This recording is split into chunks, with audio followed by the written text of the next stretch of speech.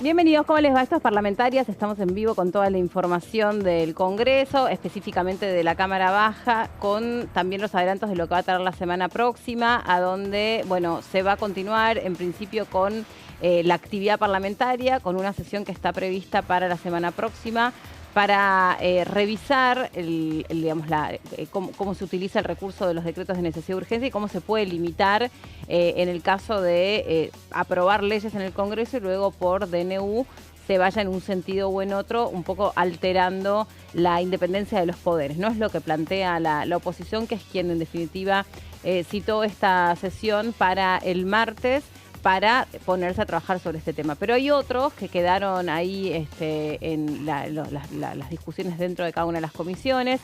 También estamos muy pronto a que se termine el año parlamentario concretamente, es decir, que haya una fecha máxima para poder emitir dictámenes. Así que hay algunos temas que, ya los vamos a tratar también, podrían quedar caídos por el cumplimiento del tiempo parlamentario. Así que también en ese sentido algunos diputados y diputadas y también los senadores están mirando de cerca esos temas a ver si se pueden defender o resistir y en efecto aprobarse para que no queden para que no haya sido sin sentido la discusión, aunque nunca es sin sentido, porque siempre queda algo. Mismo pasó con la ley de interrupción voluntaria del embarazo, por ejemplo, donde se volvió a discutir y finalmente se consiguió. Bueno, chicas, ¿cómo les va? Bienvenidas, llegamos al viernes.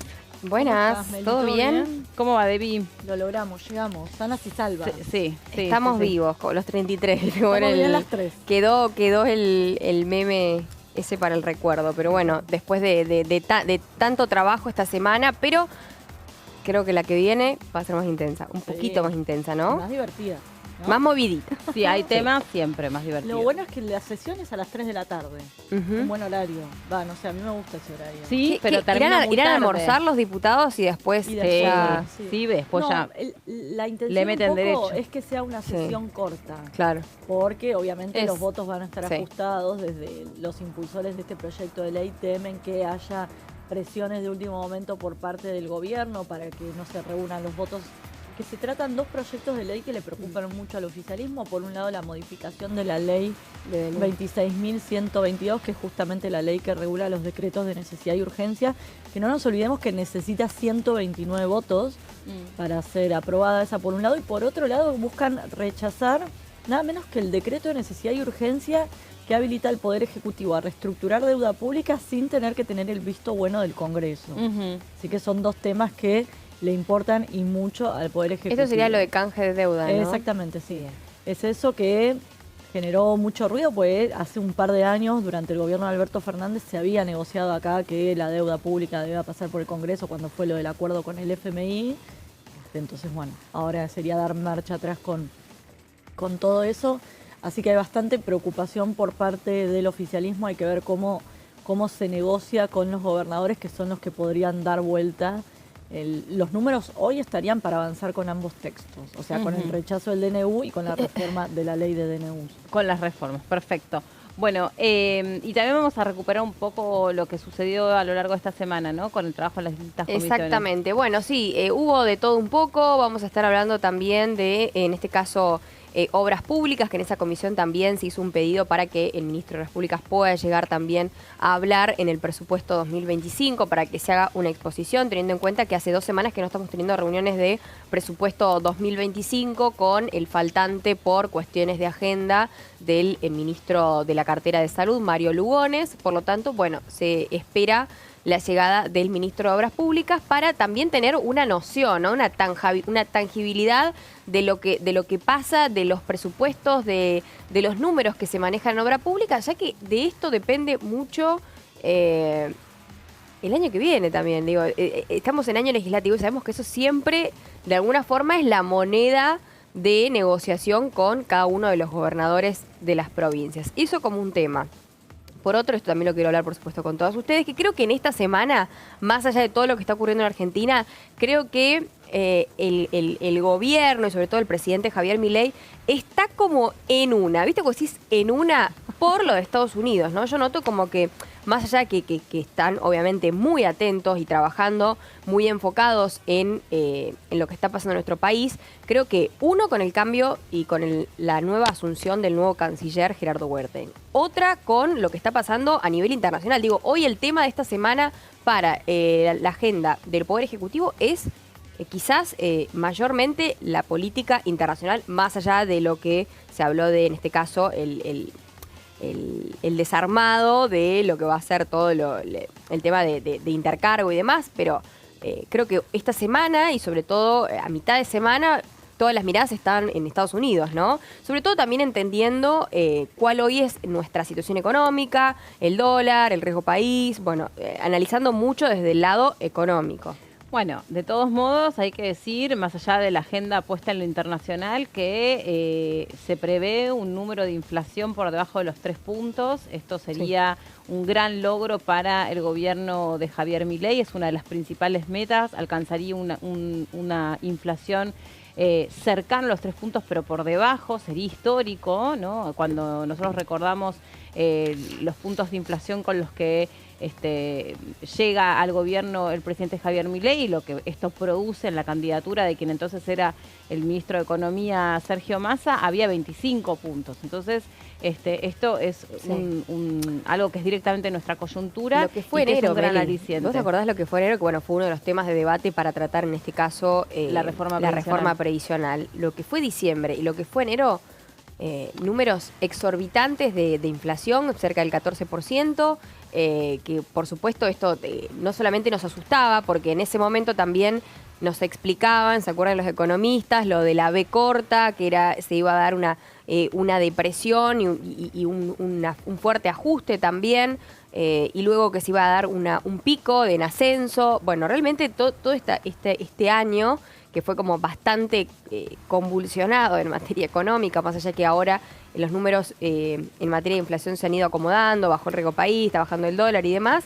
Bueno, sigue habiendo preocupación por el empleo y también por la actividad los niveles de pobreza, ¿no? La actividad productiva. Digo, sí, está perfecto como ves la macro, pero ¿y qué pasa con la micro? Bueno, se vienen probablemente con esto que decís vos del conflicto que tiene en pie con los aeronavegantes, se viene un frente de tormenta ahí también a nivel política nacional importante. Pero bueno, a ver, para ordenar un poco la información, claramente los ojos están puestos en el viaje del presidente Javier Milei a los Estados Unidos, esta reunión que va a mantener con Donald Trump, en las repercusiones económicas que pueda traer tanto ese contacto como el que mantiene con Elon Musk, que se está convirtiendo casi en alguien del gobierno estadounidense.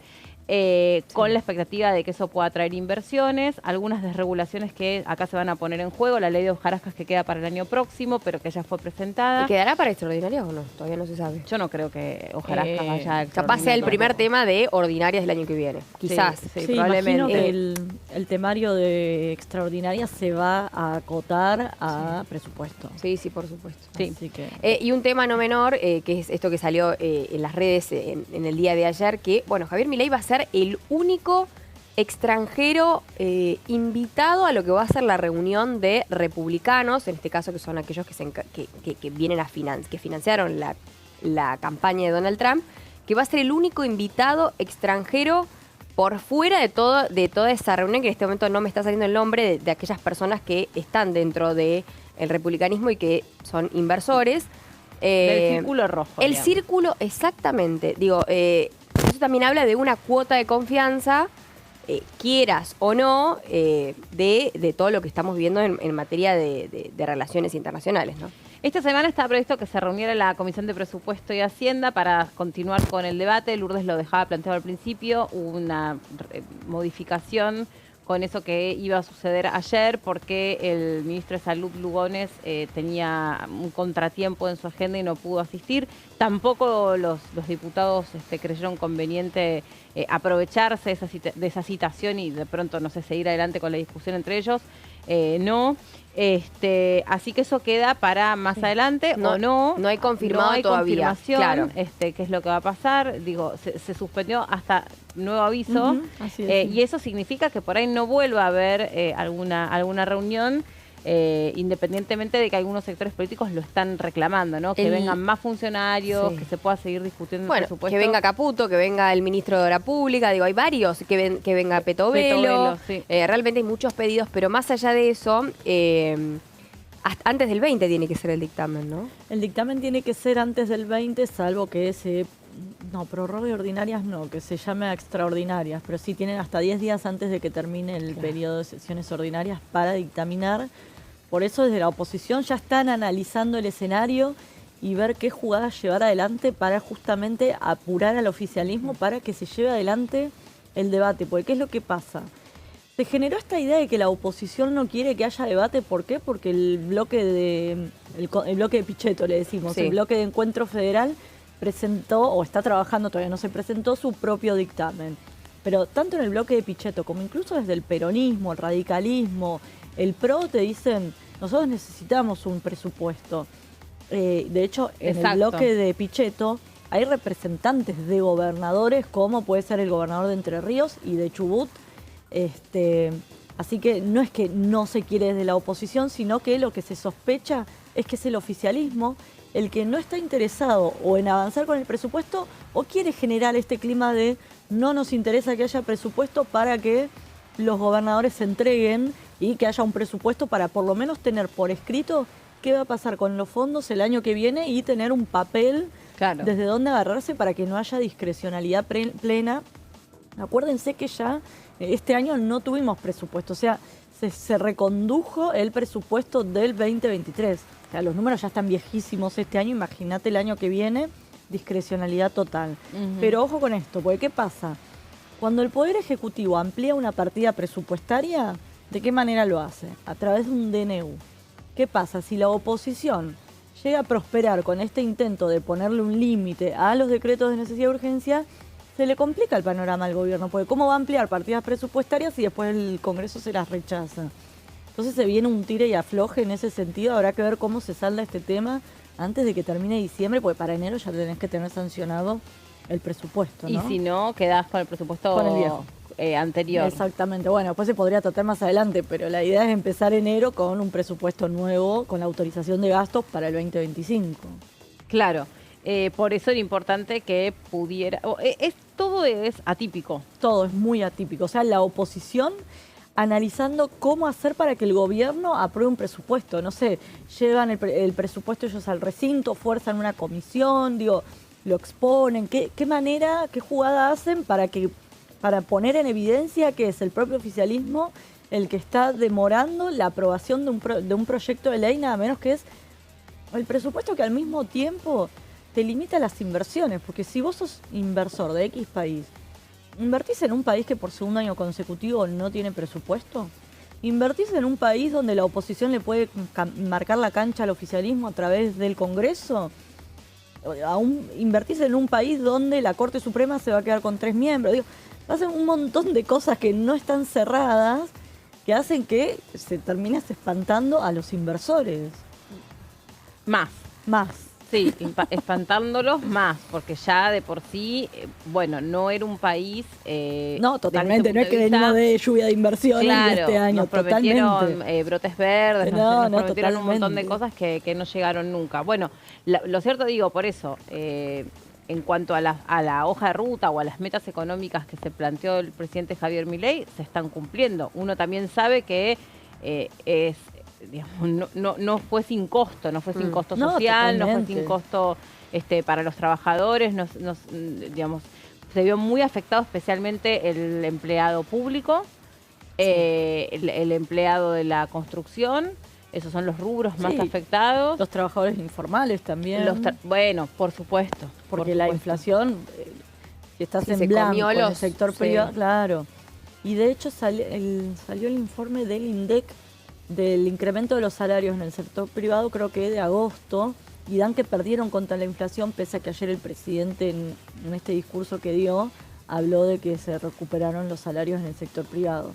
Es cierto que la inflación está bajando y demás, pero todavía están los coletazos de toda esta primera parte. Sí, porque el precio de los alimentos básicamente no se termina de regular, el precio de los servicios públicos también. Eso te iba a decir, acordate de esto, que se tienen que seguir actualizando algunas tarifas, eso por un lado, y por otro lado que sigue habiendo cepo. Hay que ver qué pasa el día que se levanta el cepo, hay que ver, algunos plantean qué tipo de cambio está trazado, cuando irnos de ¿Qué vacaciones. resultados va a traer el blanqueo? El blanqueo dicen que está siendo muy exitoso, pero, por ejemplo, vos cuando empezás a ver a muchos argentinos que van a Chile a comprar, o que nos resulta barato viajar afuera, ahí ya es, ojo, porque el tipo de cambio está trazado.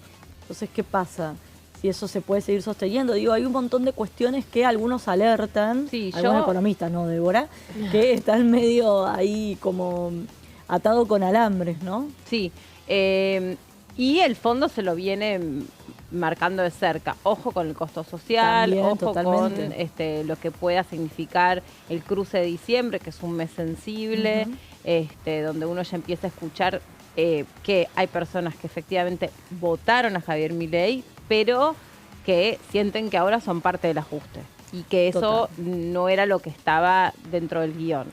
Esto también uno empieza a escuchar. Sí. El otro día le preguntaban si él le daba, cuando digo él, digo el presidente Javier Milei, le valoraba las encuestas que decían que estaba perdiendo su imagen, y dijo sí, pero que digamos que es un buen instrumento, que él las mira, pero que él cree que en realidad la única forma de validar su gobierno es en las elecciones. Exactamente, que son el año que viene y ya están trabajando muy, muy fuerte en las elecciones, en el armado del Partido de la Libertad Avanza a nivel nacional.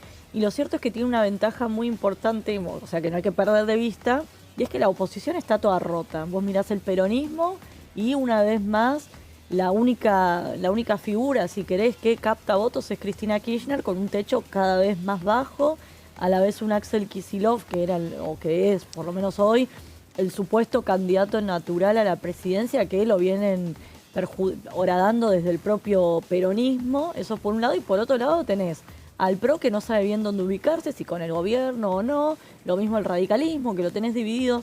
Entonces, en ese sentido tiene una fortaleza el oficialismo, y es que está muy, muy unificado o alineado frente a una oposición totalmente atomizada. Sí. ¿Qué piensan? ¿Va a haber más reuniones de presupuesto? Ay, no, ya eso es futurología, no sé. Es lo que dice Lourdes, se dice hasta el nuevo aviso, hay que ver si hay intenciones, pero dicen que es hasta nuevo aviso, pero bueno, un día antes es como, para mí es, che, ¿podés venir mañana? Sí, dale, ahí voy, ¿entendés? Siento que es como medio atado con alambre, como dice Debbie, ¿no? Sí. Que quizás se debería haber un poco más de previsión frente a todo esto, teniendo en cuenta que estamos hablando del presupuesto 2025 y teniendo en cuenta que faltan 15 días prácticamente para que se cumpla la fecha límite. Claro, ya estamos. Estamos muy sobre la hora para el 20 de noviembre y hay que también en el medio meter 2 sesiones por lo menos, incluyendo la de la semana que viene, y después... Bueno, ayer hablaba... ¿Después de qué hablamos, chicas? No, bueno, después no sé. Vamos a ver películas, como en el colegio cuando termina, a ver películas. Pero ayer desde La Libertad Avanza me decían, tenemos muchos frentes abiertos. Sí. Y es cierto, porque el gobierno, la ley Hojarasca, listo, ya está, el año que viene. Pero bueno, eso era, si querés, un triunfo para el oficialismo, si se trataba o no. Pero también está lo de Sí, es como una ley de color. Claro. Es como pero después el tenían color. fecha limpia, que la vienen prometiendo hace un montón, no la sacan. Y después tenés el otro gran tema, que es Aerolíneas Argentinas, que supuestamente iban a avanzar con ese tema. No, y que ya no puede, tipo, está que estalla, o sea, ya no se puede prorrogar no más. Y no tienen los votos. Y no tienen los votos, eso es lo peor. Eso, y por otro lado... Hoy de hecho, hoy en Aeroparque a las 2 de la tarde se están juntando los gremios para tratar de limitar esto que anunció Patricia Bullrich, es decir, nosotros no nos corresponde presentar un plan de saneamiento de la empresa. Lo que yo no, perdón, y esto se lo voy a contar a ustedes que son expertas, pero no terminé de entender cuál va a ser el rol de las fuerzas de seguridad en este caso. Es evitar que se aglomeren los... No. O sea, vos tenés una empresa que es un monopolio, que Sí, es eso sí. la que la que se ocupa del equipaje. Sí, por supuesto. O sea, si vos no que es el que pone, saca la valijita y coloca la valijita en la cinta. Sí, para pero que... esa valijita está en tránsito y ahí vos tenés Claro. que cumplir con una reglamentación que es internacional. Vos fíjate que vos podrías tomar tu valija de la cinta, tomar tu valija hasta la cinta transportadora, pero una vez que pasó del otro lado esa valija, viste, cuando vos perdés un vuelo, cuando se cancela, Sí, cuando se suspende. que te quedó la valija en tierra y vos te fuiste. Bueno, por eso. Eso tiene todo un riesgo, Una pero además, operación. claro, todo un protocolo. De modo que no es que puede salir el pasajero a la pista, agarrar su valija Claro. y tirársela dentro Del avión. del avión como si fuese el micro que te lleva a Mar del Plata. El asunto es que acá se mantuvo. Esto ya, no quiero emitir una opinión personal, pero casi que la voy a dar. Acá tuvieron a la gente retenida dentro de los aviones. O sea, y esa es una irresponsabilidad muy grande. Bueno. O sea, en la que entró el sindicato. Obviamente, para el presidente Javier Milei lo que le están dando de comer, porque le está diciendo, sí, funciona pésimo. Fíjate, despidieron a una persona y dejaron de rehenes pasajeros varados en Aeroparque, en Ezeiza, gente adentro de los aviones que no se podía bajar, que estuvieron como 2 horas, sin aire, tremenda la situación. Entonces no pueden hacerlo, o sea, el reclamo sindical, laboral, no es irrestricto, no puede alcanzar cualquier punto y haces con eso lo que se te canta y no te importa que en el medio tenés una persona que había gente que necesitaba asistencia, por eso ahí la Policía de Seguridad Aeroportuaria, las fuerzas de seguridad pueden decir, bueno, a ver, pónganse a laburar o dejen que esta parte nos ocupamos nosotros, somos fuerzas de seguridad, nos ocupamos nosotros de meter las valijas de la gente. Eso, esa era mi consulta. eso, de decir que las fuerzas de seguridad se encarguen de hacer el Córranse. trabajo. No lo están haciendo ustedes, lo vamos a hacer nosotros. No pueden pilotar un avión, Sí. pero sí pueden meter una valija dentro de un avión. Bien. Sí, obviamente. Y no me parece mal, la verdad. No, creo que hay pocos momentos que me generan más ansiedad que desde el momento en que aterriza el avión y te bajás. Me dejas Sí, 2 sí. horas ahí adentro, rompo todo.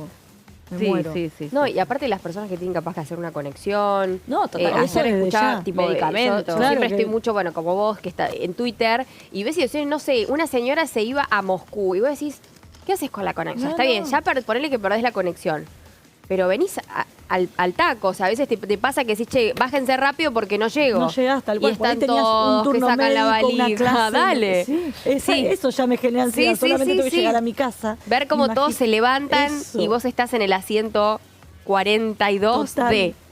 Sí. Imagínate si vos tenés algo que tenés No, que no, llegar y ves olvídate, que me están da los algo tipos ahí. abajo haciendo Sí. un paro, yo me muero. Sí, Bueno. o ver que no sacan, porque encima ves a veces cuando se olvidan tipo la valija o cuando están cargando las valijas. No, parecería que se lo están dejando regalado al presidente. Se lo están dejando regalado Pero un para... dato. Y aparte, o sea, como consecuencia también tienen Despidieron a despidos 15. con causa de 15 personas más. Totalmente, sí. Por uno terminaron 15 y la gente en el medio. Pero no nos olvidemos que Intercargo es una de las empresas que quedó incluida en la ley Bases, que es una de las que quedó sujeta a privatización. Es decir, el Poder Ejecutivo está en condiciones de llevar adelante la privatización de esa compañía. Pero no nos olvidemos de un par de cosas. Por un lado, sigue sin conformarse la Comisión Bicameral de Seguimiento de Privatización, o sea, la que debería llevar adelante el control de todo ese proceso. Eso por un lado. Y por otro lado, tal cual se votó en la ley Bases, se tiene que llevar adelante una auditoría por parte de la SIGEL y la AGN. No nos olvidemos que de los 7 miembros que le conducen o del directorio de la AGN, 3 siguen sin ser nombrados, que son los 3 representantes de diputados. Bien.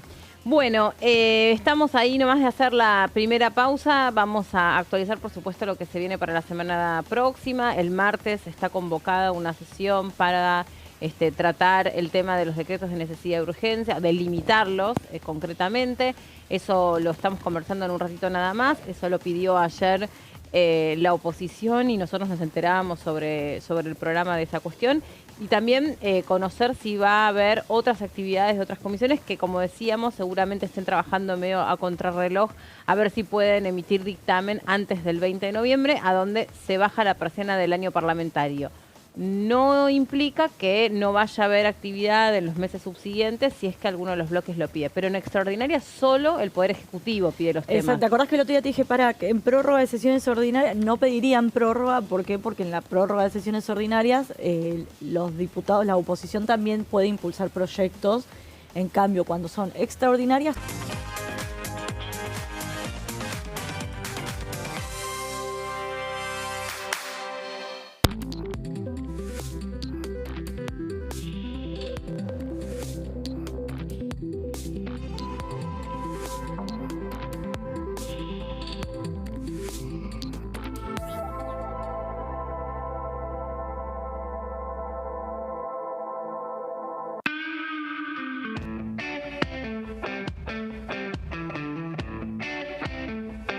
Córdoba, la Patagonia, Buenos Aires. ¿Quién te enseñó esa oración?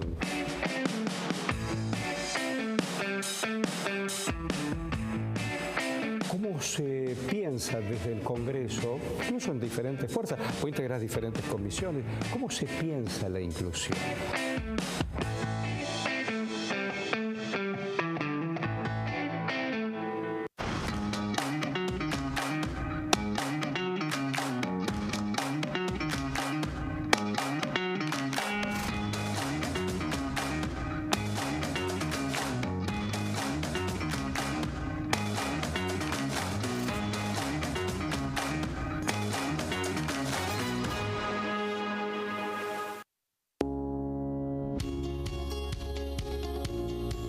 La Cámara de Diputados tiene 257 miembros. Los diputados debaten y sancionan leyes que rigen en todo el territorio nacional. Algunas de las más importantes son el presupuesto de gastos generales del Estado, el Código Civil, el Código Penal, la forma en que se rige el trabajo, las jubilaciones, entre tantas otras. Además, controla y hace un seguimiento de las políticas del Poder Ejecutivo a través de la visita de diferentes funcionarios o el pedido de informes, así como la posibilidad de realizar juicios políticos a los funcionarios. La duración de los mandatos de los diputados es de 4 años y pueden ser reelegidos indefinidamente. Desde el momento en que asumen y hasta el final de su mandato, no pueden ser acusados, interrogados judicialmente, ni molestados por las opiniones o discursos que imitan desempeñando su mandato. Son requisitos para ser diputado tener al menos 25 años, 4 años de ciudadanía argentina y haber nacido en la provincia por la que se postula o haber residido en ella los 2 años precedentes. Se agrupan en bloques que expresan partidos políticos o afinidad ideológica. Existen también los monobloques integrados por un solo diputado. Dengue, Zika y chikungunya. Presta atención a estos síntomas. Si tenés fiebre alta, 38 o más, de 2 a 7 días de duración y dolor de cabeza, en especial detrás de los ojos, muscular y de las articulaciones, diarrea, dolor abdominal, náuseas y o vómitos, malestar general, cansancio, decaimiento, erupción en la piel, sangrado en nariz, encías u otras partes del cuerpo, no te automediques. Toma mucho líquido, usa repelente y acércate a un centro de salud.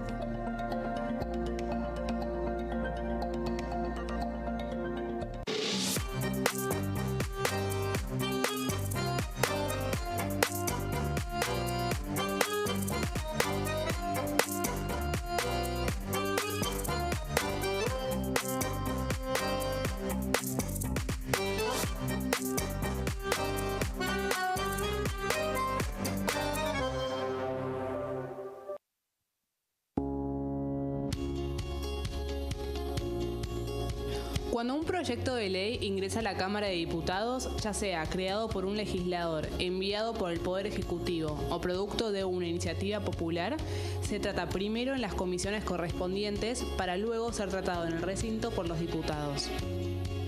Las comisiones son el ámbito de análisis y debate sobre los proyectos de ley conformadas por legisladores de distintos bloques. Hay 23 comisiones especiales que tratan temas específicos como el atentado de la AMIA y 45 permanentes que tratan temas vigentes como educación y salud. Un diputado puede formar parte de varias comisiones. Cada comisión se compone de un presidente, un vicepresidente y de 3 a 5 secretarios. La duración de los miembros de las comisiones permanentes y especiales es de 2 años. Para que la comisión funcione debe tener quórum, es decir, un mínimo de 15 y un máximo de 31 a 49 diputados.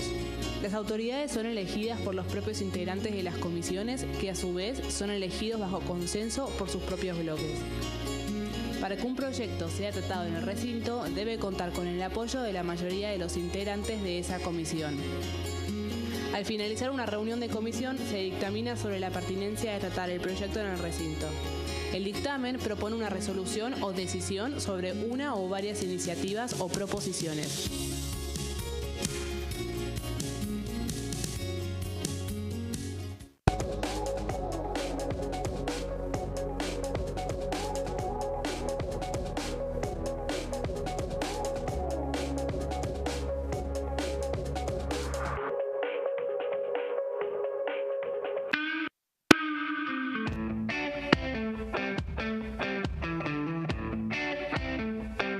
¿Y eso se traslada a la casa? Cuando Karina Banfi se va del Congreso, se va a su casa, ¿cómo es?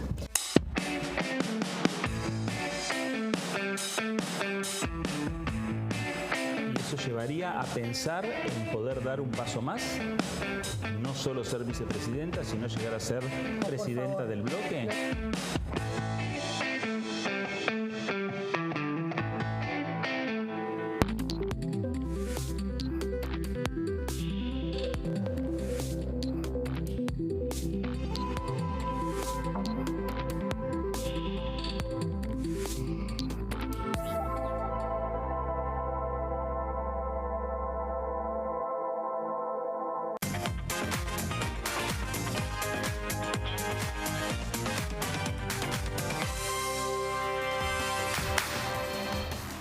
Muy bien, seguimos adelante con el programa, con parlamentarias, y hay un pedido del diputado Julio Cobos. Este tema lo trae Lourdes y tiene que ver con insistir con la presencia en las comisiones del secretario de Obras Públicas para poder, justamente en un tema muy sensible, abrir el presupuesto y estar abierto a preguntas, ¿no? A conocer qué es lo que se va a hacer con uno de los temas más sensibles para cada una de las provincias o que suscita mayor interés, ¿no? Sí, y que de repente el gobierno nacional dijo, bueno, las obras públicas se van a parar o se van a detener y después se verá más adelante cómo continúa la situación en cada una de las provincias. Pero bueno, esto es un pedido del diputado Julio Cobos, que adelante también de otro grupo de diputados en la Comisión de Obras Públicas de la Cámara de Diputados, piden la llegada a esta casa parlamentaria del secretario de Obras Públicas de la Nación. Estamos hablando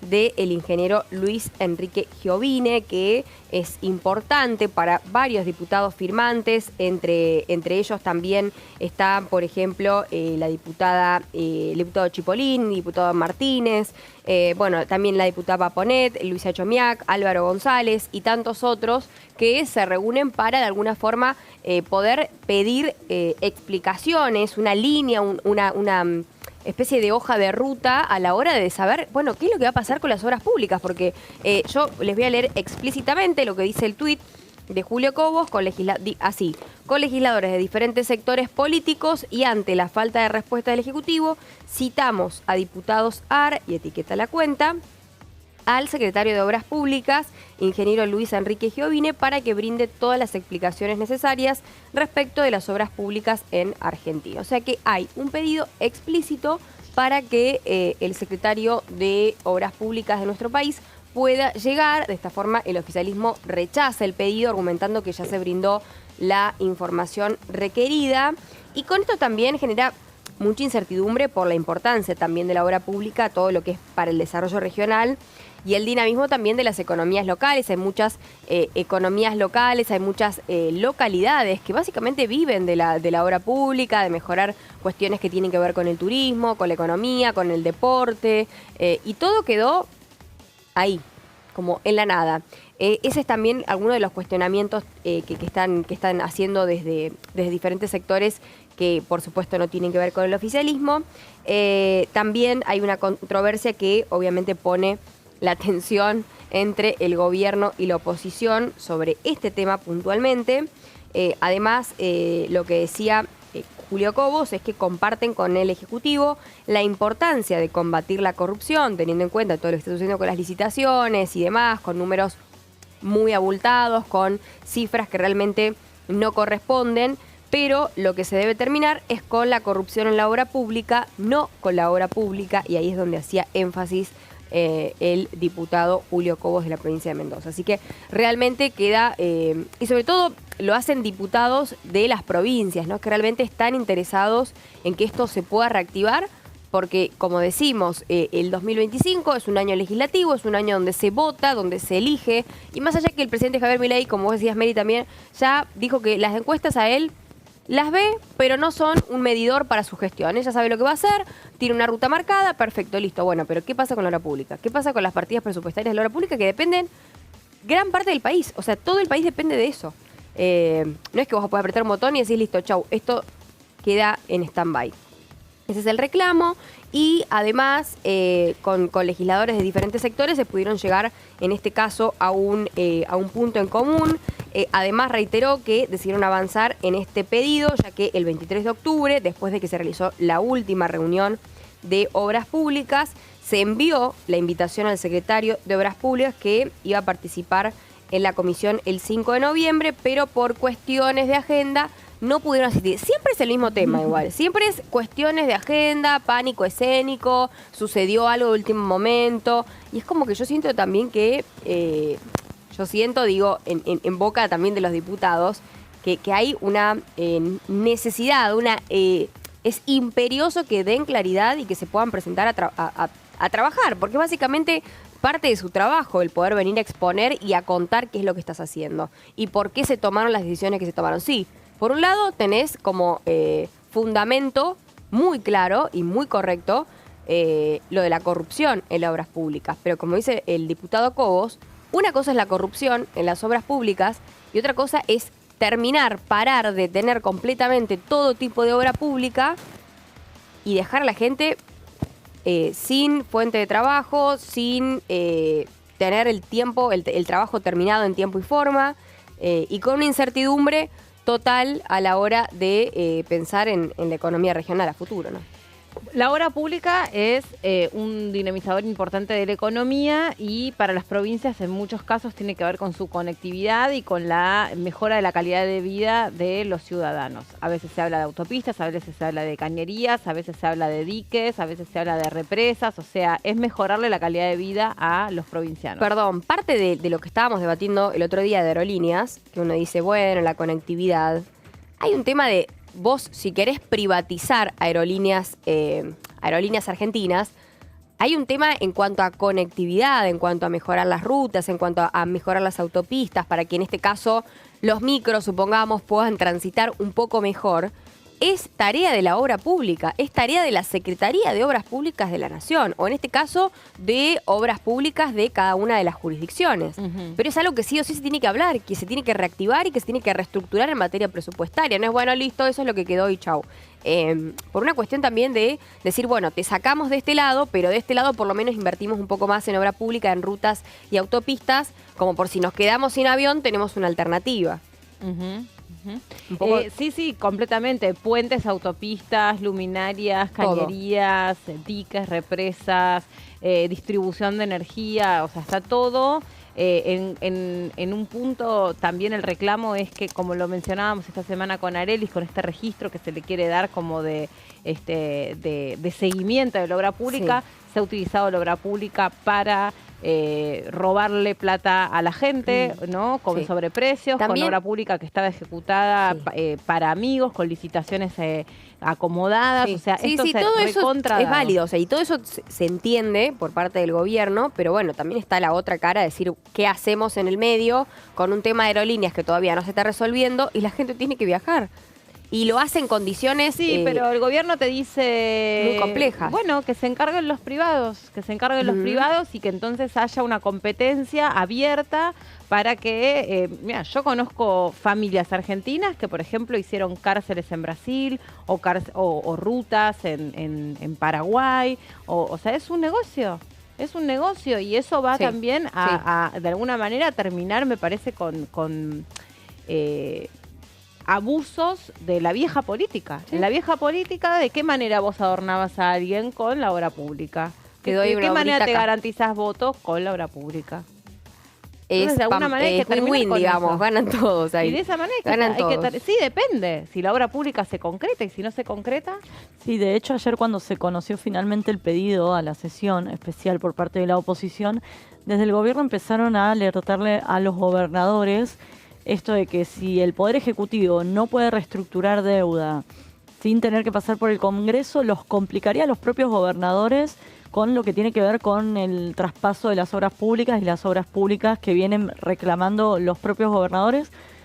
Pero lo cierto es que cuando hablas con gobernadores, ellos lo que te dicen es todas las obras que se comprometieron desde el Ejecutivo a traspasarnos, no nos las traspasan, y ni hablar de que las obras que están contempladas en el presupuesto son muy, muy pocas. Pero bueno, lo que decía antes Lourdes, es la moneda de cambio que siempre usa el Poder Ejecutivo para negociar y reunir votos tanto en el presupuesto como cuando necesita sacar otras leyes, ¿no? sí. Bueno, en fin, ahí está este tema planteado y hay que ver si tienen disposición y la orden, si tienen la orden de venir y si van a aceptar estas preguntas ante el requerimiento de algunos miembros de la Comisión de Presupuesto y Hacienda. Es algo de lo que está ahí en veremos, y tampoco porque sabemos si se van a continuar con las reuniones o no. Exactamente, esto es una gran duda, y lo que veníamos diciendo, que quedan muy poquitos días y ya tenemos la mitad, no la mitad del recinto, pero todo lo que es Unión por la Patria, en principio no acompañaría el presupuesto, la izquierda tampoco, habría que negociar con los diputados que están dispuestos a sentarse y negociar, pero si no hay reuniones de comisión, si no hay convocatoria y demás, se hace muy difícil, la verdad. Uh-huh. Otro de los temas tiene que ver con el juego online. Se trató de avanzar específicamente sobre esta cuestión, de reglamentarla. Es algo que nosotros venimos contando que preocupa sí, porque es como un mal medio silencioso, donde no se reconoce muy bien por dónde están las causas ni cuál podría ser la manera de regularlo. Uh-huh. Hay países en el mundo a donde se han regulado distintos tipos de cerrojos para que al juego de apuestas no entren personas vulnerables. Y cuando digo vulnerables lo digo principalmente por su poca capacidad madurativa para percibir que eso puede terminar en una adicción. Sí. A veces, lamentablemente, es algo más vinculado a la salud mental, uh-huh, que sí, o terminan, ¿no? O terminan adictos al juego. Y que no distingue clase social, porque vos podés tener, el otro día escuchaba una nota que en Twitter también, que explicaba que un joven a los 14 años había gastado cerca de $400.000 en apuestas. Estaba apostando, por supuesto, en una familia de bastante dinero, poder adquisitivo, que él tuvo problemas con su familia por este tema, porque era realmente algo que no se puede controlar, que por supuesto tiene que ver con la salud mental, pero que también las consecuencias pegan directamente en el entorno, en la familia. Entonces, si vos como familia también no tenés un acompañamiento, un trabajo, un apoyo y un sostén, es como que también afecta a todo el grupo familiar. Eso, y además también... No es, bueno, listo, chao, vos sos adicto, arreglate. O sea. Ayer justo también escuchaba en el programa de Ernesto Tenenbaum, hablaban del tema, y lo que comentaban es que es una adicción que cuando la detectás ya es tarde, porque no es como por ahí el alcohol o la droga, que es más visible físicamente. Es invisible. Eso. Entonces, es completa. A ver. Cuando la detectás ya es adicción, quiero decir. Tristemente, nada de todo esto es invisible, y lo que pone en evidencia es que no funcionaron canales de comunicación. Mi hijo me dice, ya está con decirme todo el tiempo que si estoy apostando, estás apostando, tus amigos te apuestan, ya está, basta. Lo imagino el hijo soñando y con Meli diciéndole, estás apostando. Basta, le digo, tenés el resumen de la billetera. Pasame ya el resumen. Pasar que quiero ver. Puede ser que le pasaste plata. Me dice, bueno, basta, me dice, podés parar, pero a veces que es muy difícil, y yo traigo ese caso porque es la población que está en la mira, que son pibes que se están tratando de administrar, ¿no? Que vos no les das un dinero en efectivo, además porque se los roban, porque es un riesgo. Porque es mucha plata, o sea, mucho, claro, el volumen es poco práctico. Vos le pasás a la billetera virtual para que tenga, para cargar la sube y para que almuerce, punto. Sí. Y bueno, qué sé yo, vos podés tener yo tengo una maternidad que considero que es abierta y que podemos charlar, confianza, y que hablar, confianza sí. y etcétera, etcétera. No me meto en su intimidad, pero trato de saber cómo él se administra y va bien. El tema es, viste, llega un momento que vos tenés una total... vos tenés que darles independencia, esa Totalmente, autonomía, sí. ¿Hasta dónde? Sí. ese espacio. Yo les cuento, porque yo soy era más amiga de Cayetano, que era de mi grupo de amigos, que es este chico que es periodista, que terminó escribiendo un libro que se llama No va más, donde él cuenta su propia historia de apuestas. Dentro de ese grupo de amigos había alguien con quien yo, tenía una relación. Ustedes no saben lo que es de cerca, a tan temprana edad, estoy hablando de la primera adolescencia, a tan temprana edad, lo que es estar al lado de alguien adicto al juego. Porque al principio la puerta de entrada es algo recreativo, es un punto de... Es como la adicción a las pantallas. Chicas, hoy los niños tienen adicción a las pantallas y sufren tremendo, sí.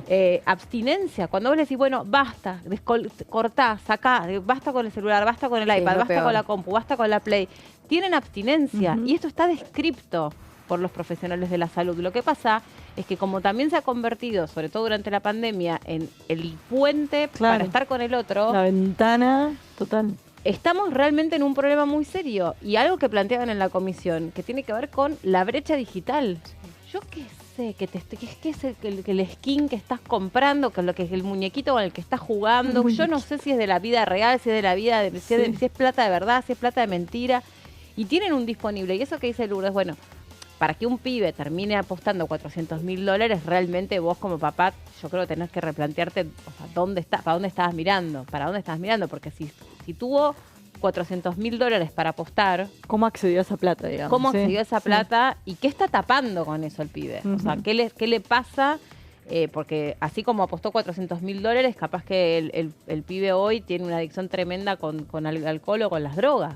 Porque si vos estás mirando para otro lado, nunca es una adicción. Siempre se cruza con otras cosas. Y es recontra difícil, porque ¿cómo haces para regularlo? No, y también lo que no ayuda en este sentido es que prendés la tele y hay publicidad de apuestas online. Vas caminando por la calle, ahora bajó un poco la publicidad en las calles, pero antes mientras yo esperaba el subte era publicidad de apuestas online.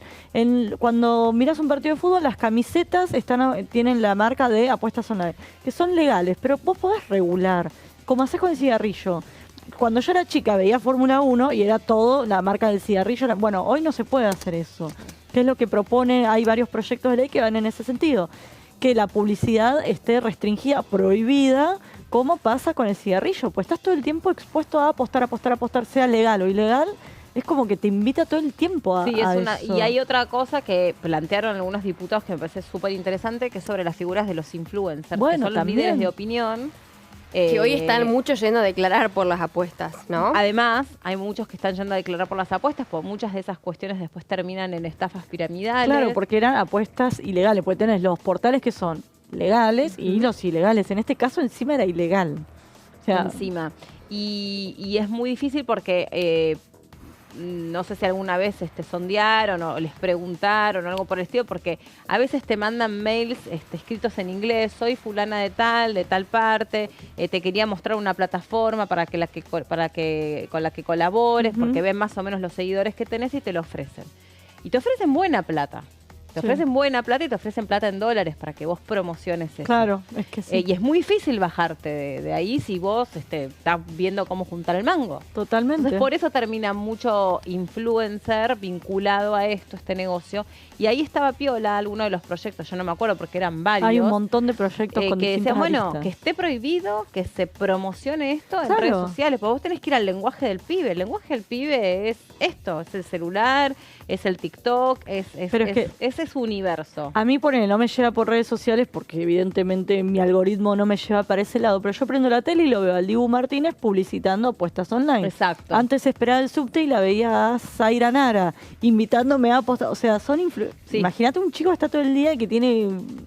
Sí, todo que el tiempo te machacan con eso. Y que por ahí tienen muestran una calidad de vida de gente también, que es familiar, que son figuras que son familiares, que son gente, digamos, no quiero ser estigmatizante, pero están bien buscadas esas personalidades, sí. marketineramente son gancheras, saben por dónde. Y también lo peligroso es que está atado al juego tradicional, al deporte. Y no hay nada más Ese es el sano que tema. un pibe esté viendo un partido de fútbol o de básquet. Cayetano, vuelvo al caso, él cuenta que, bueno, primero que era periodista deportivo, entonces él consumía mucho deporte y empieza esta cosa de apostar a través del deporte real. Y él estaba apostando en la liga en una liga de la NBA, o sea, algo como más de nicho, más específico, y que ve como una pelota que era, como yo decirte, de Manu Ginóbili, que era imposible que no entra al aro, y él ve que la pelota va en cámara lenta y rebota contra el aro y pifia, se va para afuera. Y en ese momento él se agarra la cabeza y se empieza a querer matar porque con ese rebote de esa pelota, para él había significado que había perdido no sé cuánta guita que tenía $10,000 apostada. ponele. Claro. ¿Entendés? Y bueno, y él cuenta que la situación máxima era que todo su grupo de amigos, y yo doy fe porque era así, todo su grupo de amigos eran apostadores. Claro, no te podés salir No de te ahí. podés salir. Sí. El encuentro, o sea, tenés que irte de ese grupo de amigos. No, y aparte porque ya De las mismas la junta. juntadas, las Es mismas eso, sí. juntadas son con ese tema, tipo, bueno, che, vemos tal partido y vemos cuánto ponemos y vamos, o sea, es así. Pero además no es solo el gol o el resultado, No, sino es el todo. córner, el esto, lo otro, y Todo. después terminan La viendo, jugada de tal. claro, o torneos que en tu vida hubieses visto, pero los terminan viendo justamente porque apuestan. Entonces, porque te tracciona todo eso a Exactamente, full, sí, a full. sí. Bueno, y llegó a ponerse a llorar porque él pierde un departamento que le había donado su abuela. Su abuela le había dejado un departamento antes de morirse, y él lo pierde en apuestas. Y ahí es donde él dice, bueno, listo, chau. O sea, acá está, Qué este es el locura. fin.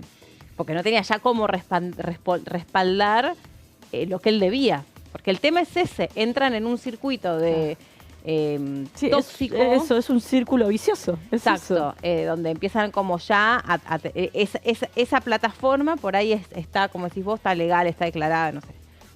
Después empieza alrededor de esa plataforma las apuestas no legales. Sí, y otra cosa es que estos influencers que te publicitan te muestran esto de, mira, ganás y tenés esta vida. Entonces vos como que se genera una cuestión aspiracional de, mirá qué Total. bien que vive, la Y plata que acordate tiene. la cantidad de crímenes asociados a estos traders, que son estos pibes muy jovencitos que te muestran que tienen una Eso. vida de millonario. También. ¿no? Y que son vidas de mentira, donde a veces por ahí lo que tienen es una puesta en escena de esa Total, vida, pero sí. tienen de fondo, no sé, una vista espectacular, o que están recorriendo el mundo, que tienen el último reloj de no sé cuánto, y son todas cosas que tienen para que se las ponen, como que se disfrazan Claro, de que tienen de esa ricos. vida. Sí, pero para un pibe de 15 y 16 años, eso que pasa ahí frente a sus ojos es. Es la realidad, ¿Qué, total. qué posibilidad de discriminar Exactamente. y que es peligroso? No, sí, es todo un tema. Muy Es todo un complicado. tema que acá no se está avanzando en el Congreso y hay herramientas para empezar a atacar el tema. Sí, a mí me resultaba interesante eso de los controles parentales. Ujú. Me parece que vos cuando eras chico, si querías entrar a un casino, te Sí. pedían el documento, listo, no entraba. Exactamente. Eh, Acá no es solo la restricción física, sino también el horario, que es todo el día, que es muy difícil. Sí. Te digo que, bueno, yo viví muy de cerca historias de ludópatas y vos ves que realmente es una enfermedad. Y aparte es una fantasía. Es una enfermedad atada a la fantasía de que te vas a salvar. Claro. De que ahí vos vas a salvar tu vida. Y en escenarios tan... digamos, tan complejos como el nuestro, donde es difícil ganarse el Total. mango, donde es difícil tener tu primer trabajo, donde es difícil confiar que si vos te esforzás vas a tener una vida mejor. Exactamente, sí.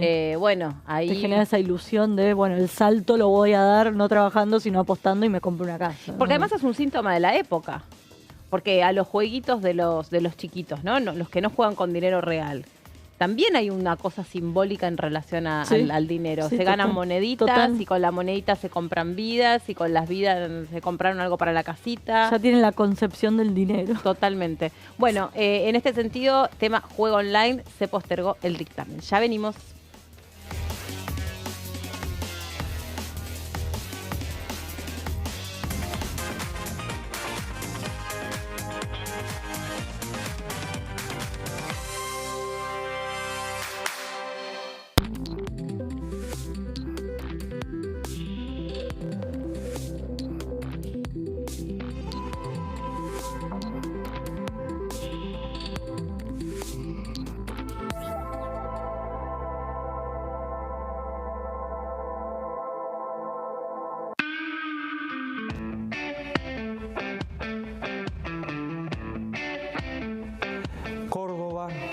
Patagonia, Buenos Aires.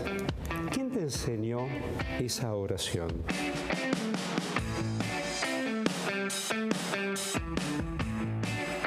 ¿Cómo se piensa desde el Congreso, incluso en diferentes fuerzas, o integras diferentes comisiones, cómo se piensa la inclusión?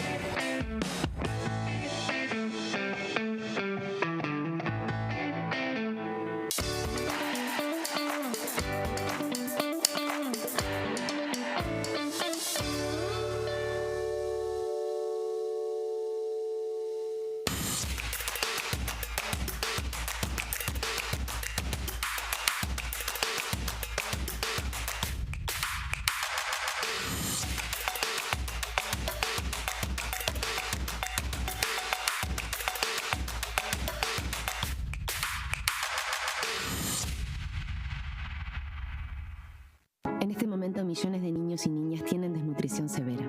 Algunos están tan débiles que apenas pueden pararse. Pero con tu ayuda podemos salvar a los niños. Este alimento terapéutico listo para usar está lleno de vitaminas y nutrientes esenciales que ayudan a los niños y a las niñas a recuperarse de la desnutrición. Gracias a personas como vos, ayudamos a salvar a millones de niños cada año. Da un simple paso. Dona ahora y ayúdanos a seguir salvando vidas.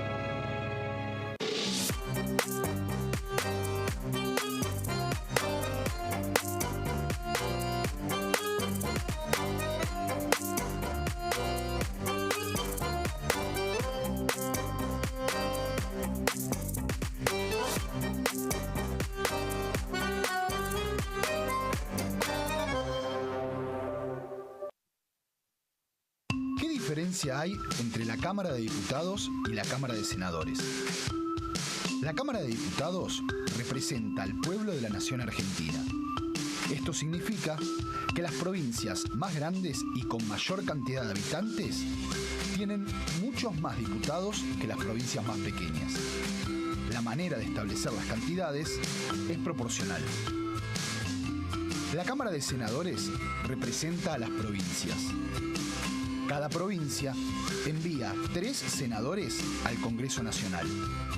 El total de senadores es 72, dado que las provincias argentinas son 24. Este es un número fijo. Por ejemplo, la provincia de Buenos Aires cuenta con 70 diputados nacionales y la provincia de Tierra del Fuego con 5. Pero tanto la provincia de Buenos Aires como la de Tierra del Fuego cuentan con 3 representantes cada una en el Senado de la Nación. Cada 2 años, el Congreso Nacional renueva la mitad de sus diputados y 1/3 de sus senadores nacionales. El mandato de los senadores es de 6 años, mientras que el de los diputados es más breve, dura solamente 4 años.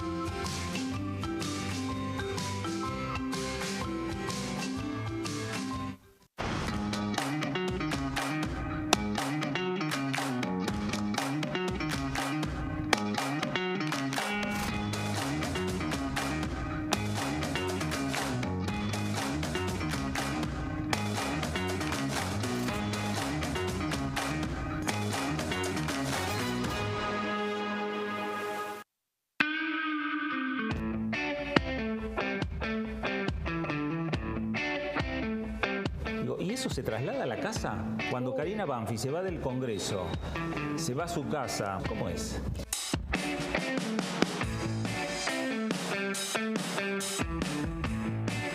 ¿Y eso llevaría a pensar en poder dar un paso más? No solo ser vicepresidenta, sino llegar a ser presidenta del bloque.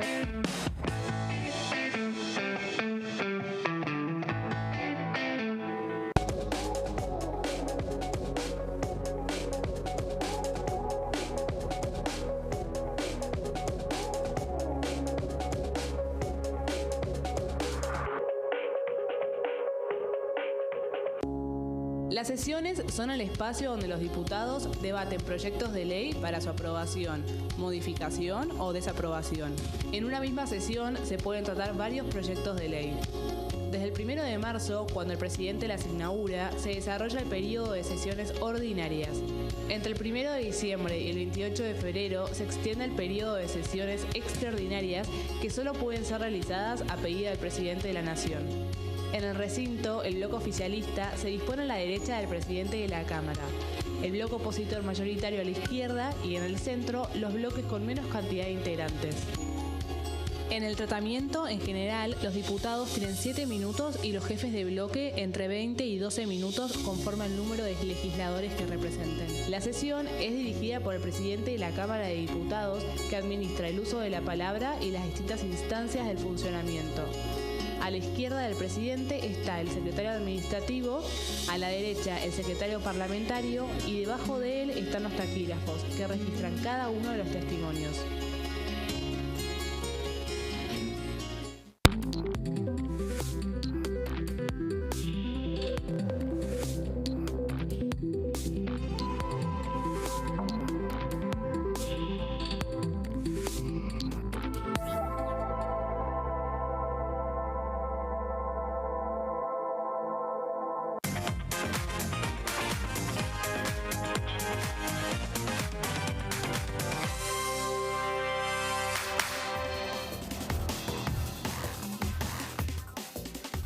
Bueno, acá estamos de regreso.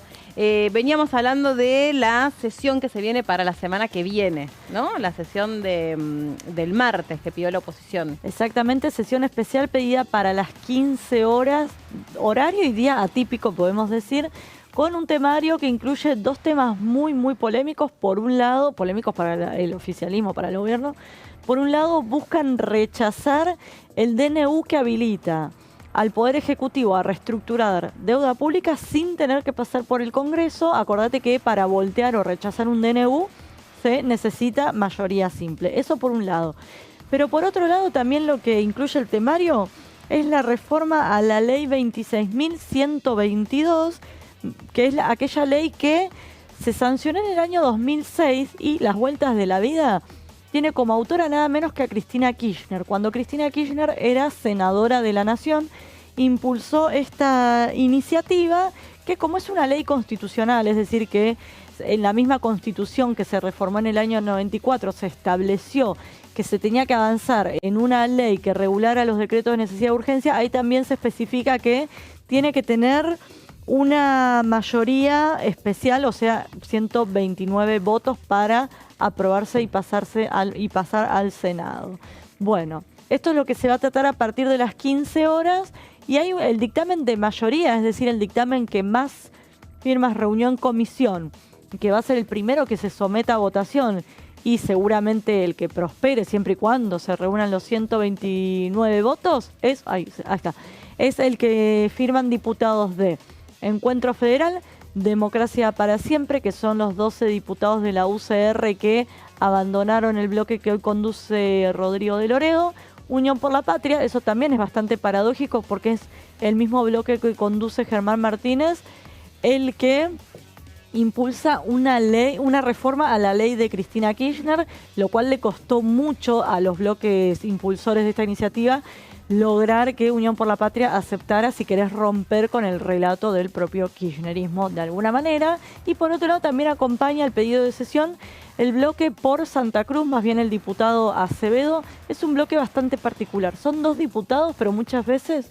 votan diferente. Son dos diputados y Son dos diputados y no se ponen un huevo en cada canasto, podemos decir. Ah, entonces se ponen de acuerdo, pero con otra estrategia a la que uno imaginaría de un claro. bloque, exactamente. Exacto. Bueno, así que esos son los diferentes bloques que pidieron la sesión. Pasamos a la siguiente plaquita con los puntos salientes. ¿Qué es lo que propone? Bueno, como te decía, modificar la ley. ¿Qué es lo que propone esta iniciativa? Modificar la ley que regula los decretos de necesidad de urgencia. ¿Y qué es lo que argumentan desde el oficialismo, desde la oposición, perdón? Que el Poder Ejecutivo no gobierne por DNU. ¿Qué quieren decir con esto? Que no le resulte más fácil al Poder Ejecutivo sancionar una ley que al propio Congreso. Porque hay que tener en cuenta lo siguiente, y es que un DNU tiene fuerza de ley hasta tanto sea rechazado por las dos cámaras, mientras que un proyecto de ley, para que sea convertido en ley, tiene que ser aprobado por las dos cámaras. Por eso se dice que es más fácil legislar para el Ejecutivo que para el Gobierno. Y como te decía antes, para modificar esta ley se requiere la mayoría absoluta de 129 diputados. Pasamos a la siguiente plaquita. Ahí va. ¿Qué es lo que proponen los diputados en esta iniciativa? En el dictamen de mayoría, más bien, establece que los DNU perderán vigencia si no son aprobados mediante la resolución de ambas cámaras del Congreso en un plazo de 90 días corridos desde que se produce la publicación del decreto de necesidad y urgencia. Es decir, si las dos cámaras no se pronuncian antes de los 90 días, o puede pasar que se pronuncie una cámara y lo rechace, entonces ya está. Pero si el Congreso no se pronuncia dentro de los 90 días, chau, se cae el DNU, pierde vigencia y a otra cosa. ¿Qué plantean también? ¿Cuál es el otro punto saliente de este proyecto de ley? Que el rechazo por alguna de las dos cámaras implica la derogación del DNU. Y también esto que me parece que es muy importante, ¿por qué? Porque va a llevar a pensar al Ejecutivo 2 veces antes de impulsar un DNU, siempre y cuando se sancione esta ley, ¿no? Que si se rechaza un decreto de necesidad y urgencia, el Poder Ejecutivo no podrá dictar uno análogo en el mismo periodo parlamentario. Así que bueno, estos son los puntos salientes, tiene algunos detalles más, pero bueno, no nos vamos a enredar en cuestiones que son más bien técnicas, pero esos son los puntos salientes del dictamen que los impulsores confían en que los 129 votos están, pero temen que haya presiones a último momento por parte del Ejecutivo hacia los gobernadores para que bajen algunos diputados y así no prospere la jugada. Vamos a ver en qué queda. El martes a las 15 horas, entonces. Habló sobre este tema el diputado Moró. Sí. Lo escuchamos. En primer lugar, lo del DNU, porque efectivamente está muy claro que el presidente de la Nación tiene decidido bloquear al Congreso, que es de alguna manera bloquear la soberanía popular que está expresada en este Parlamento, con los vetos. Y esa recurrencia a los vetos tiene que ver también con las facultades que tiene respecto a los DNU, porque quiere gobernar con vetos y DNU, o sea, burlando las leyes y pasando por encima de la Constitución Nacional. Así que muchos bloques, por supuesto el nuestro a la cabeza, estamos decididos a modificar ese régimen de decretos de necesidad y urgencia. Y en cuanto al tema de canje de deuda, también queremos evitar una modificación a la ley de administración financiera, porque ya estamos escaldados, es decir, ya tenemos todos los argentinos una experiencia muy negativa con el tema de los endeudamientos. Sigue siendo hoy el principal problema estructural de la economía argentina. Más allá de que se hable del superávit fiscal, la emisión monetaria, el endeudamiento sigue siendo hoy el huevo de la serpiente que nos impide a los argentinos crecer. Y el gobierno, con los mismos personajes, con Caputo, que fue el que nos llevó a ese endeudamiento descomunal del gobierno de Macri, pretende volver al endeudamiento. Y nosotros queremos evitar que eso ocurra y por eso vamos a tratar este tema también el martes que viene. No, ahí estaba la voz del diputado Leopoldo Moró. Bueno, vamos a avanzar con también la creación o recorrer la agenda con la creación de grupos parlamentarios. Por ejemplo, con la del grupo parlamentario con Qatar, a donde Massot fue designado presidente precisamente de ese grupo parlamentario, que es muy importante desde el punto de vista de la energía, el combustible y toda esta actividad a donde el país, conocimos principalmente por el Mundial, pero sabemos que es potencia en el mundo, ¿no? ¿Viste? Bueno, ahí está. Ahí está este primer encuentro, ahí lo estamos viendo a los distintos integrantes de este grupo parlamentario de amistad. La idea es poder conversar acerca de una posibilidad de unificar el mercado aéreo con Qatar Airways y el desembarco en la Argentina. El diputado de Encuentro Federal, Nicolás Massot, fue designado, como les decía, como el titular de este grupo parlamentario de amistad con el país de Qatar. Y durante este encuentro, que se celebró en el Palacio Legislativo, se contó con la participación del embajador de Qatar, Batal Maheb Al-Dosari. Tenés muy buena pronunciación. Muy bien. Y ahí se honró la relación entre las naciones, se lo ve como un socio comercial muy importante. Con respecto a fortalecer la agenda de trabajo, el legislador detalló al respecto tres cosas importantes. El año que viene, Argentina tiene fijado un intercambio cultural con Qatar. Mirá qué interesante. Destrabar convenios y acuerdos que están demorados. Y temas relacionados al Banco Central, específicamente lo que ocurre con las empresas argentinas que están vinculadas a Qatar. Ve que sonriente, se lo ve ahí a Mazot, también está Lombardi. Después, el embajador Batal Maheb Aldozari dijo: Qatar apuesta mucho a su rol internacional como mediador de conflictos o para dar asistencia. Por ejemplo, esto es cierto, y me había olvidado. Hemos logrado mediar para liberar a los argentinos que fueron retenidos en otros países. Por ejemplo, se le pidió asistencia concretamente con los argentinos que estaban secuestrados con el grupo Hamas. Tienes razón. Asimismo, se señaló que el poder, el pluralismo político en el poder legislativo argentino es un activo para Qatar y va a permitir que todos podamos trabajar en favor de ambos países. Qatar Airways es considerada una aerolínea muy importante, donde hay un dinero que no se logra destrabar, el monto no es tan lo más relevante, pero hay trabas que hacen que no se pueda operar. Hay una parte de Qatar Airways que podría empezar a operar en la Argentina, pero tiene que destrabarse ese convenio que tiene que ver no tanto con lo económico, sino evidentemente con otras regulaciones. Hay que ver qué es lo que pasa con el mercado aeroportuario, ¿no? A partir de todo esto que ya contábamos al principio. La compañía podría generar cosas muy positivas, podría generar puestos de trabajo, fomentar el turismo. Bueno, a la inversa, muchas compañías que funcionan en otras partes del mundo, por ejemplo en India, suele ser un semillero de pilotos argentinos.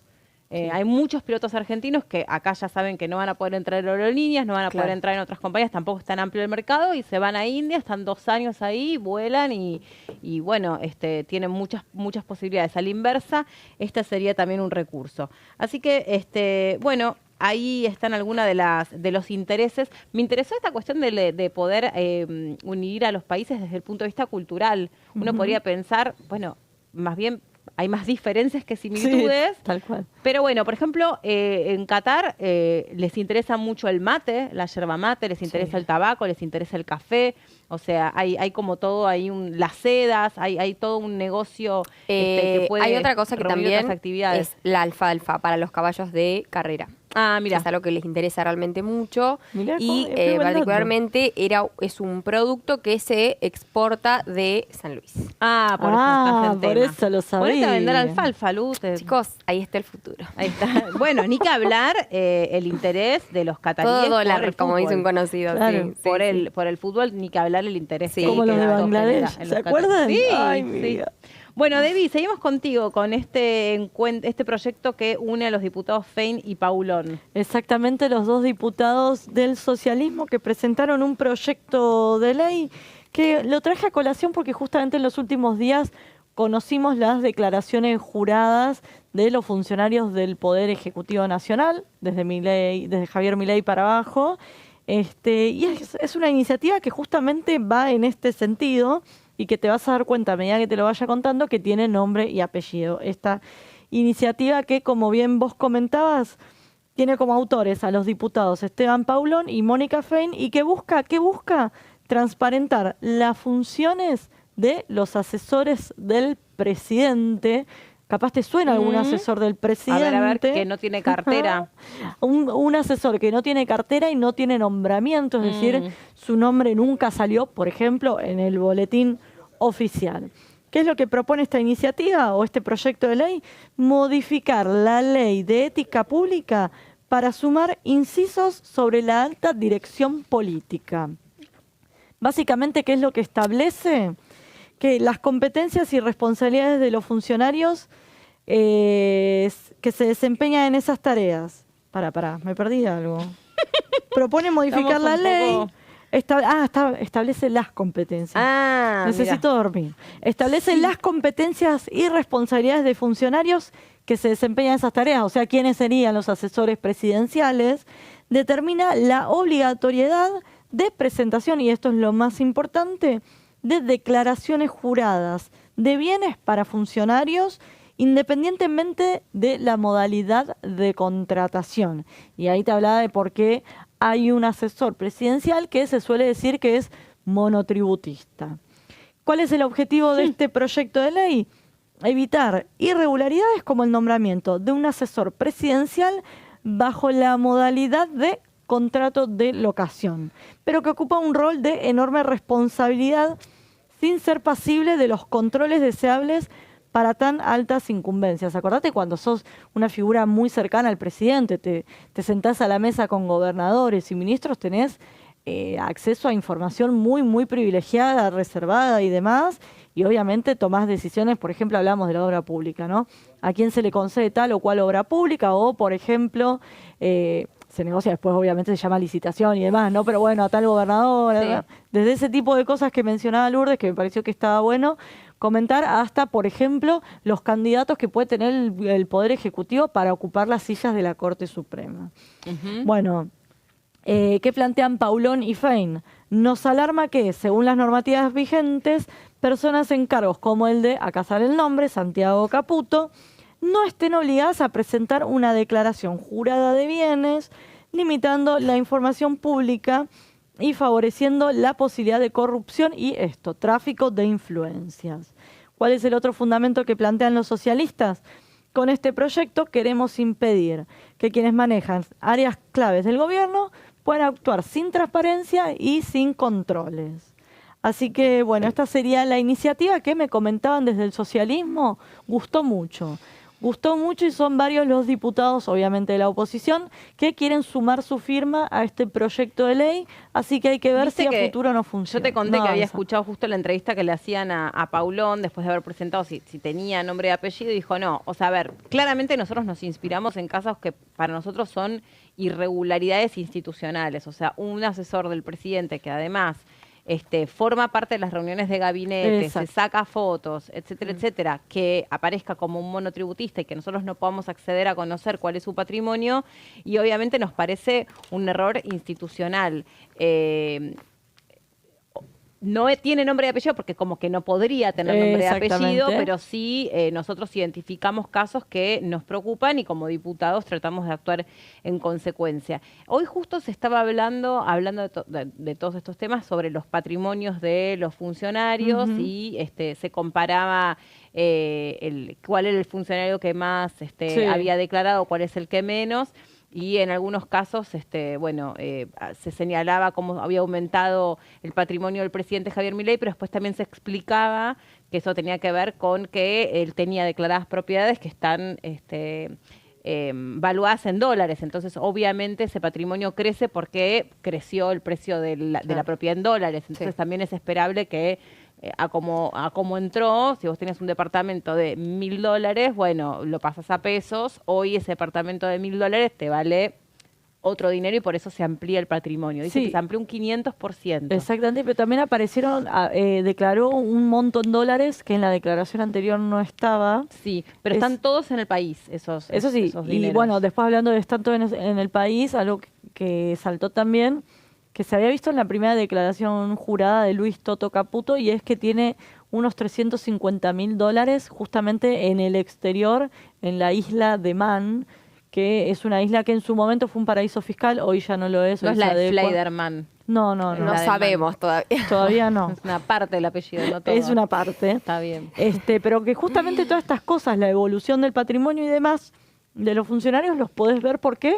Porque están obligados a presentar declaración jurada, cosa que, por ejemplo, a Santiago Caputo hoy no le alcanza, pero es lo que dice Paulón, hoy puede ser Caputo y mañana puede ser el asesor de Mónica Fein, presidenta, qué sé yo, digo, la modificación de la ley de ética pública quedaría ya para siempre, digamos. Sí, claro. Bueno, tiene que ver, me parece también, o va en sintonía, yo creo que con lo que este gobierno quiere, porque este gobierno está buscando precisamente mayor transparencia y menos posibilidades para que se corrompan los funcionarios del Estado. Exactamente, así que bueno, como te decía, gustó mucho el proyecto de ley, hay que ver si se suman más firmas y si desde la oposición no impulsan este tema en comisiones para que avance. Obviamente ya este año está todo bastante liquidado, hay que ver el año que viene, ¿no? Claro, exactamente.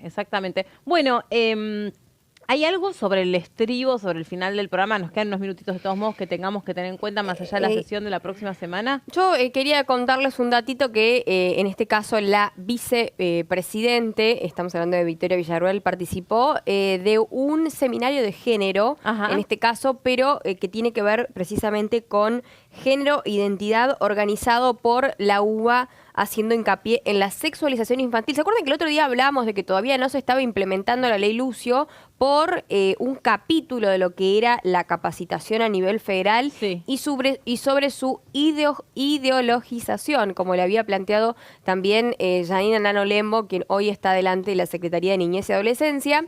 Y sí, fue esto, fue partícipe la vicepresidente de este seminario sobre género e identidad.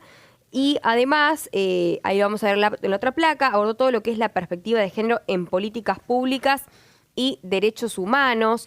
También la importancia de respetar la identidad de género en todos los ámbitos sociales, un tema que de alguna manera ha quedado un poco también como olvidado, y en este caso estuvieron participando del panel Débora Ranieri, María José Mancino, Claudia Peiró, y también junto a la vicepresidente, destacaron esto, que los padres son el primer eslabón en el proceso de educación de los hijos, y además en pleno ejercicio de las responsabilidades parentales. Uno de los temas principales fueron las consecuencias de la hipersexualización infantil, el daño psicológico que puede producir, la detección temprana de la disforia de género acelerada y el derecho de los menores y sus padres en el contexto de una ley de identidad de género. Así que bueno, son temas realmente hoy bastante importantes, que antes por ahí no se hablaba de una disforia de identidad de género, pero bueno, con el avance también de las tecnologías, con el avance de muchas herramientas que dan lugar y visibilizan, en este caso, las cuestiones de género de los niños, bueno, estuvieron allí la doctora Débora Ranieri, también María José Mancino y la licenciada Claudia Peiró, que son representantes de la agrupación Manada, mamás y papás de niños adolescentes con disforia de género de inicio acelerado. Y además, bueno, hablaron sobre la ESI, ¿sí? que no se está cumpliendo, que la ESI no dice que a los chicos hay que adoctrinarlos en ideología de género, ni que tampoco hay que enseñarles el concepto de género, no figura en el texto de la ley, en cambio dice que los padres o responsables tienen derecho a ser informados. Bueno, todo esto no se está cumpliendo, por lo tanto se está pidiendo que haya más información para que aquellos padres que, como dice la ley, tienen que estar informados, bueno, también se le dé lugar a los niños, ¿no? A las infancias. El derecho a ser escuchado de los niños es un derecho que está garantizado en la Constitución Nacional y que sobre todo fue reforzado con la modificación, ¿no? La última actualización de la Constitución Nacional en 1994. La disforia de género se entiende como una profunda sensación de incomodidad y aflicción que puede ocurrir cuando su sexo biológico no coincide con la identidad de género. Que son las infancias trans, que lo llaman ahora, donde hay lugares que acompañan también a esta transición desde la niñez. ¿Cuándo sucede durante la niñez? Pues hay muchos casos que se plantean o se reconocen o se identifican. Sí, empieza la transición. En otro momento de la vida, pero cuando aparece en una edad tan temprana, hay muchos chicos que son profundamente acompañados por sus círculos íntimos y entonces ese transcurrir es un poco más seguro y amoroso, y en otros casos sufren la exclusión del hogar o el bullying o el hostigamiento. Sí, o en el hogar está todo bien, pero en la casa, en el colegio, sufren bullying también. Digo, porque no saben cómo trabajarlo o al revés, claro. Todavía, no sé, educación física siguen separando a los nenes de las nenas, y si vos te sentís que sos una cosa, pero en realidad naciste siendo otra, es muy difícil que encuentres un espacio. Y sigue pasando, a mí me parece muy preocupante, pero sigue pasando. Y hay muchísimos casos, hay películas muy buenas sobre el tema, y casos reales que la verdad que son absolutamente conmovedores por el coraje que ha supuesto para esos seres humanos decir, bueno, a mí me pasa que no soy feliz a donde nací. Y tienen 8 años, y vos decís, ay, no, te debe parecer que tenés un problemita. Qué sé yo. Chicos, claro. Los niños a los 8 años ya saben y se identifican sexualmente y entienden bien de qué están hablando. Sí, Digo, sí. Yo conozco casos a muy temprana edad y el recorrido es muy doloroso. Y que después, si vos no los acompañas, sufren las consecuencias muy, muy, muy heavy cuando son grandes en la adolescencia. Chicas, gracias por este viernes que nos hemos sacado encima. Nos vemos el lunes, lo logramos. Lo Sí. sacamos Un saludo a Cintia, pobrecita, que con un problemita técnico en el medio fue un programa difícil. Besos, nos vemos el lunes y se quedan Infartada. con Horacio en Bonzi, ese pobre. Ahora la llevamos en ambulancia a la casa. Chau. Chau.